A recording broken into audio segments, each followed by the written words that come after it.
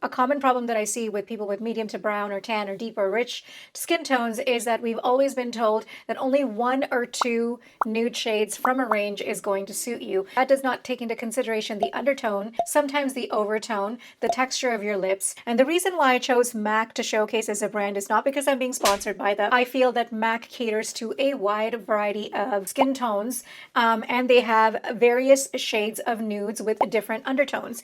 Today, mainly, I'm going to be focusing on medium, neutral, olive leaning skin. So if you are like me, somewhere in the medium range, and you're looking for nudes, which is not just your typical velvet teddy, we've all been there, and this video is for you. This video is not going to be your end-all, be-all solution to nude lips, but I just wanted this video to be more of a starting point of what to look for when you go into the MAC counter and you're trying some of these shades on. Now, with that out of the way, let's get into the swatches. Let's begin with something a little bit more easy, everyday, something that's also going to be easy to apply and remove. I'm talking about MAC's Lustre Glass Formula.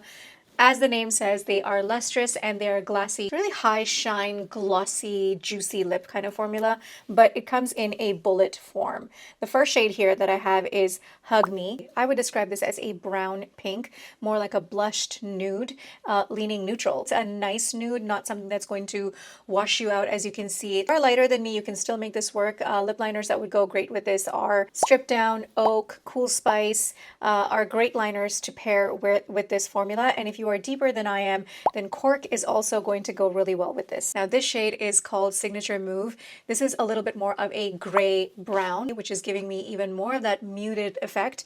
In fact, this is a definition of a classic 90s shade, I would say. Some of you might even find the shade a little bit intimidating, but the Lustre Glass formula is very sheer, so it really takes time to build up the shade. The undertone of your lip actually really does matter on how these shades really show up. But with my experience, I can say that even deeper skin tones will actually look great with this shade because it's going to translate a little bit more of a true nude. If you want a little bit more of a definition on your lips, then Cork lip liner will pair beautifully with this one. Another beautiful everyday shade for all occasions. I have to be honest, I was debating about including this shade right here. This is called Thanks It's MAC. This was being advertised, or at least people were saying online, that it is a universally flattering shade. I would have to disagree because, as you saw, this actually really washes me out. I would describe this shade as a pinky nude with a taupe underlining. Right now I have it paired with Whirl lip liner, and it's okay. I have to go in a little bit more and deepen out the edges. The other liner that works really well with this is Half Red and also Soar from MAC, which is more of a pinky toned lip liner. Even though I can't wear this just by itself, I still wanted to include it in this video and give you like a pink nude option. I also wanted to show you guys how you can manipulate a product to make it work for your skin tone, even though it is not as universal as everyone says it is. I'm going to move on to one of my favorite formulas from MAC, which are the Powder Kiss lipstick formulas. Now these are described as a weightless moisture matte lipstick that delivers a blur of soft focus color. This formula is perfect for people like me who have a lot of fine lines on their lips, that wants a little bit more of a softer appearance, a little bit more blurred out, but maybe not a lot of payoff when it comes to the pigment and the color.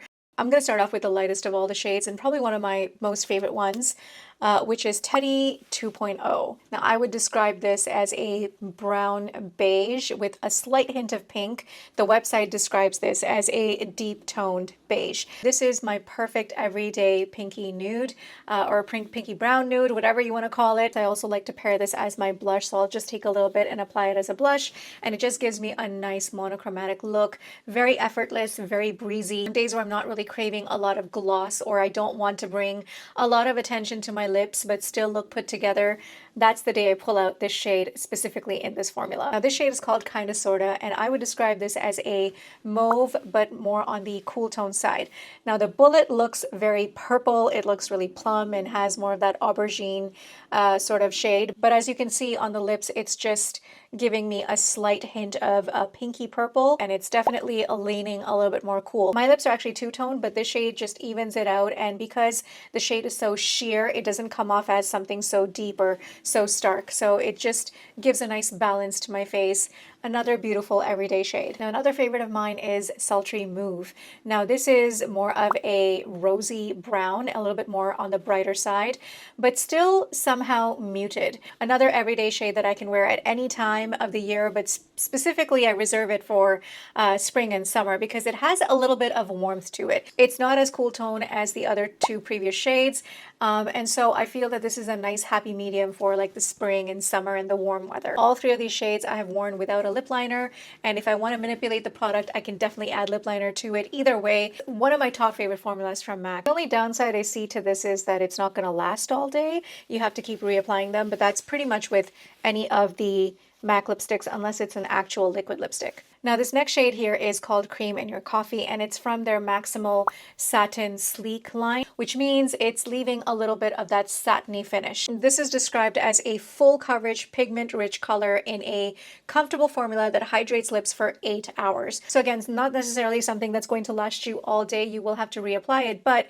because it's full coverage, the pigment is going to wear off a little bit more gradually throughout the day. The shade is described as a mid-tone pink brown. On camera, it's a perfect pink brown, but in daylight, it actually translates slightly more pink, but in a very good way. It's a muted pink. The shade is absolutely beautiful. Again, for somebody with my skin tone, no lip liner required. I also feel that this is going to look great on some deeper tones. Again, the richer and deeper you are, you may need to pair this with a lip liner, but this is going to be a very nice chocolatey nude on you. Now, this shade is for all of my olive tone girlies. This is called Hodgepodge. It used to be a lip liner back in the day, but MAC brought it back as a lipstick, and I think they also brought back the lip liner, but I'm not sure. Don't quote me on that one. But this shade is truly an olive girl's dream. Now, it might look scary in the bullet. It's going to look very, gray, muted, but that's what olive tones thrive on. We are a muted skin tone. And me being a medium olive, leaning a little bit more on the neutral side, this is also a very beautiful nude on me, but a little bit more on the brown side as opposed to the pinks. This is more of a brown gray, but MAC describes this as a mid-tone mocha brown. There's also underlying hints of yellow in here mixed with a little bit of green, which is why you can see that I can wear this without a lip liner, but I can also pair this with a deeper lip liner to get a little bit more of a bold definition. It's a very unique shade altogether, and I'm so glad that they actually brought it back as a lipstick. If there is a lip liner, I should probably grab that. Next category we have are these Silky matte lipsticks. This created such a buzz. They just reformulated this a few months back, and it was blowing up everywhere all over again. The Silky matte lipsticks deliver 12 hours of full coverage and 8 hours of moisture. And I do have to agree that these are a very comfortable matte formula. My very first MAC lipstick or MAC product in general, and that is Velvet Teddy. My whole makeup journey was from this one bullet lipstick. MAC had a chokehold on all of us back in the day, and I think every brown girl that went into MAC looking for a nude was referred either Velvet Teddy or Taupe with Spice lip liner. Velvet Teddy is described as a deep tone beige. On myself though, it translates a little bit more pink mauve, but a little bit on the warm side. And on the bullet, you can see it's not the same shade as the bullet because again, the pigmentation of your lips, color theory and all that makes a huge difference on how a shade appears from the bullet onto your face. I prefer Teddy 2.0 on me more than Velvet Teddy. However, I still keep this around because I do pair it with other lip liners. It's a nice basic shade because you can pair this with deeper lip liners or softer lip liners, and it's going to go with many looks. This would be a good alternative if you're not into too many of those brown tone lipsticks. And just for science, I want to swatch Teddy 2.0 right beside. You see how Teddy 2.0 almost has a little bit more of that brown beige undertone, whereas this is more of a pink mauve or a pink purple. If you were thinking that they were pretty much almost the same, there is a stark difference between the two, including the formulas, of course. Now down to the final two. These are the Powder Kiss Liquid Lip Color. So this is not the bullet form. This is actually a liquid lip shade, and these are described as a whipped mousse-like texture that delivers a soft focus, moisture matte, comfortable color with 10 hours of hydration. The first shade is Taken, and it is described as a warm-toned light brown. The shade is almost reminding me of Teddy 2.0, but the formula of this is absolutely stunning. Again, a very soft, blurred formula. It is a matte look. not uncomfortable. It is hydrating. In fact, with all of these swatches that I've been swatching and removing it off with a paper towel, it's not red or irritated. My lips do not feel like sandpaper. It definitely is leaning a little bit more warm, but I would still say it's a neutral warm, a little bit more on the light side, but again, no lip liner required for somebody that's of my skin tone. If you are deeper, you may need to add a lip liner, but it's still going to work very nice on most skin tones. This next shade here is called Buffiest, and it's one of my favorite from this formula.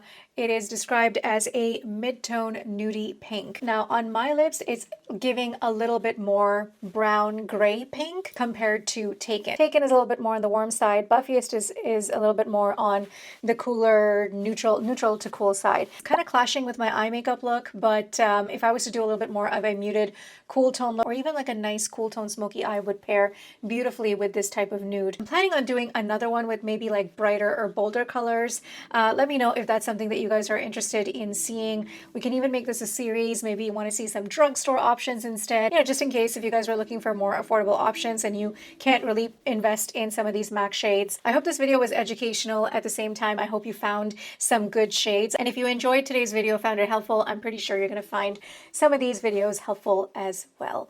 And with that being said, I will see you in the next one.